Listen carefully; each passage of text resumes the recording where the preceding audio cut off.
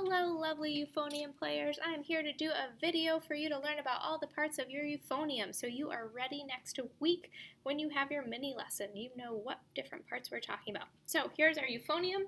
Euphoniums are a brass instrument because they're made out of brass and they use a mouthpiece that you buzz into.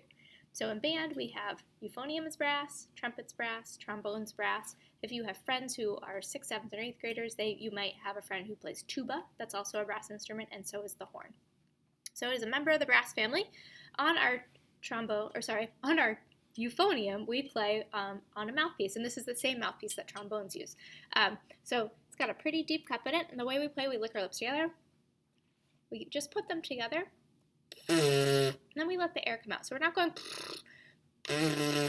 So all these muscles here are nice and firm, and when we add the mouthpiece, we get that lovely sound. So we're just putting our trombone lips together, and then letting the air come out through. So on our euphonium, we have several different parts. We have our bell.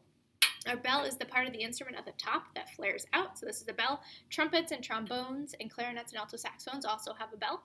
And then we have this lovely little pipe right here, which can be referred to as two different things. I call it a lead pipe. Some people call it a mouthpiece receiver. Either one is correct. So this is a lead pipe or mouthpiece receiver, and that's what you put your mouthpiece in. And then you have all these different like tubey looking things. Those are slides. That has to do with the tuning of our instrument. We're not going to talk about that much in 5th grade, but we will learn about how to put slide grease on our slides because that's how we keep them moving. On the back, you have one really big slide. This is your main tuning slide. And at the bottom of that, we've got this, it's over here. This is called a water key, or sometimes we'll refer to it as a spit valve. And what this does is this releases the water that builds up in your instrument. Because when you're playing, you're blowing warm air through a cold metal instrument. And just like when you take a shower, you know how your bathroom gets all steamy and there's like water droplets everywhere? Same thing happens when you play your euphonium. You're blowing warm air into this cold instrument and it creates that same sort of water. So this water key or spit valve just helps release that. So we have our water key in the back, and then right here we have our valves, and we have 3 valves. And the way we play our euphonium, we got a little thumb hook right here, which we go like that, and then our 3 fingers set like that. So here are our valves, they move up and down.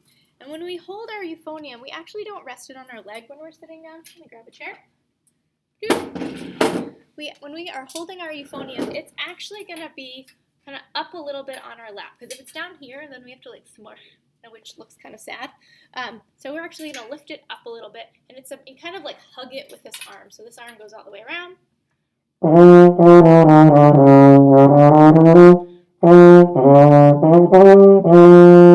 So we're going to kind of hug our euphonium, it's surprisingly comfortable to play. I know students always think it looks big, but it's actually kind of nice to hold that way. I did want to talk about these valves a little bit. So your valves are made out of metal. It looks kind of like Swiss cheese, looks like this. When you press a different valve down, it lines up with the different slides and lets air go in different places of your instrument. That's one of the ways we get different notes. When you get your euphonium, it's really important you don't play around with these valves, because if I take this valve out and then I like turn it the wrong way, my euphonium actually won't make any sound whatsoever. So I want to make sure no one goes home and plays with their valves and then their very first class can't get a single sound on their instrument. We will eventually learn about these valves because we'll have to learn how to put valve oil on them. But for now, just leave them alone. So these are our valves. They're piston valves. They move up and down. In addition to our valves changing the notes, our embouchure, that's the muscles we use to play, when we adjust those, make it pitches higher and lower, that's the same thing. Because we only have 3 valves, which we can play more than 3 notes. So